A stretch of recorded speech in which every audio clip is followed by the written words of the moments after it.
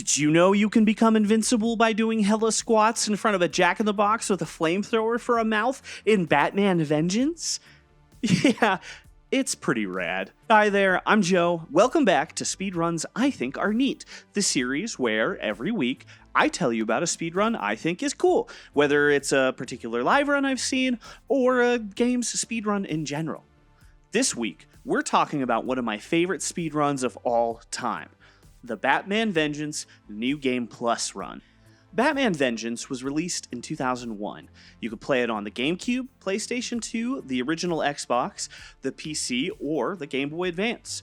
There are no speedruns on the PC right now. It has some significant differences to the console versions, and no one has submitted a full run of it yet. And the Game Boy Advance version is a completely different game with a similar plot. Currently, all of the runners run the PAL GameCube version. The New Game Plus run is the most popular amongst speedrunners because you could skip all of the cutscenes and a few bosses, which shaves off a considerable amount of time. Okay, enough background, we get it. Here are my top 5 reasons I think the Batman Vengeance New Game Plus run makes for a cool speedrun. Number 1, I run it.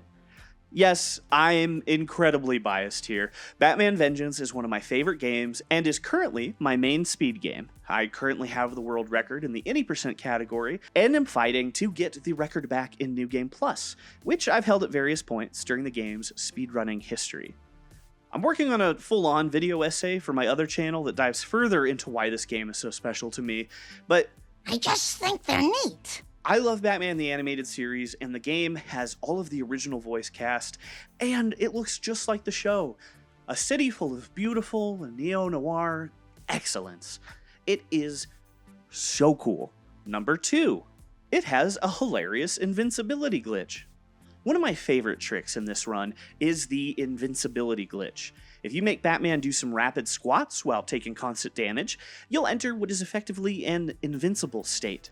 As far as we can tell, the game thinks you're dead. You won't trigger any attack animations or take any damage, and as long as you don't fall off the map or something, you can't die. You can, however, softlock the game if you aren't careful where you employ this glitch. What kind of places do you make Batman do this impromptu squat routine, you may ask? Well, currently, in the run you make him squat in front of some very painful steam, in front of a deadly jack-in-the-box with a flamethrower for a mouth, in front of 2 hench people armed with flamethrowers, who you then let burn to death, and sometimes in front of a very large clown with flamethrowers and multiple missile launchers. It looks very silly, and it is super fun to pull off. Number 3, the early Joker skip makes you feel like a rock star. Yes! Oh, early Joker! There's a point in the game where the Joker is swinging back and forth at you on a giant wrecking ball attached to a crane. Which can be a rather lengthy segment on a standard playthrough, but speedrunners figured out you can actually hit the Joker with enough batarangs and lower his health enough to skip through all of that mess before it even gets started. You just need some good aim and a sense of where the Joker's model is, and you can let loose with a torrent of batarangs, skipping a decent chunk of time, and trust me, you feel like a rock star when you pull it off live on stream. Number 4, it has a large variety of gameplay. If you're going to be speedrunning a game, I find it's kind of rad when the game in question has a large variety of gameplay to it. Batman Vengeance, in classic adventure game style, has a whole heap of different things you're doing. You want platforming? We've got some fun high-stress platforming elements. You want stealth movement? We've got stealth movement segments. Do you want auto-scroller segments with early 2000s QuickTime events in them? You do? Stop it. Get some help. But yeah, we got those too. And there's a whole variety of boss battles and puzzles. Sure, we're speeding through them, but the variety keeps it interesting. Number 5. And all of that makes it fun to watch. All of the stuff I mentioned before adds up to a speedrun that I think is super fun to watch.